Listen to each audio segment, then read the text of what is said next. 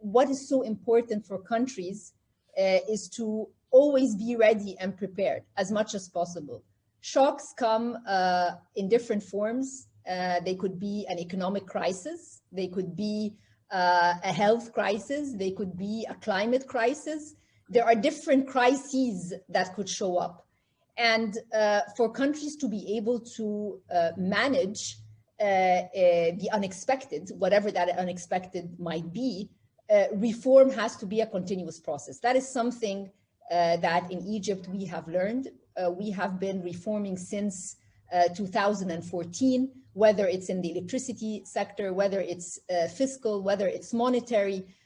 So when 2020 came with its unexpected, and the economy was faced with partial lockdowns or tourism coming to a halt, so economic activity, like in many other countries, was being affected, and foreign exchange, of course, because that inflow that you were used to was not there. So if we had not earlier on engaged in very serious macroeconomic reforms on the fiscal side and the monetary side, the impact domestically would have been even more dire. And here I'm talking about the socio-economic impact of the health crisis. So the key lesson is governments should not be complacent. The global economy changes fast.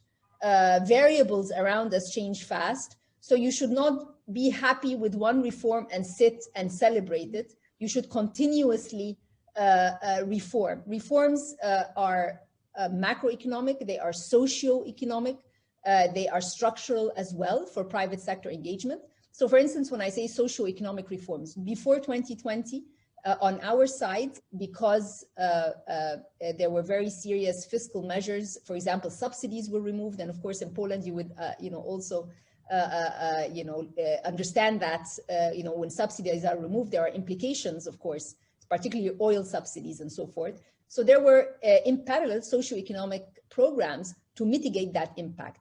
So when COVID hit, you were able to upscale or widen these social safety nets. So that was extremely important, that the design was there, and therefore to add more beneficiaries was possible. Something else, before 2020, there was also an element of digitalization that was taking place, making the government services more digital. And therefore, when the crisis hit, a lot of the informal sector could start being put on a system so they can take the unemployment benefits.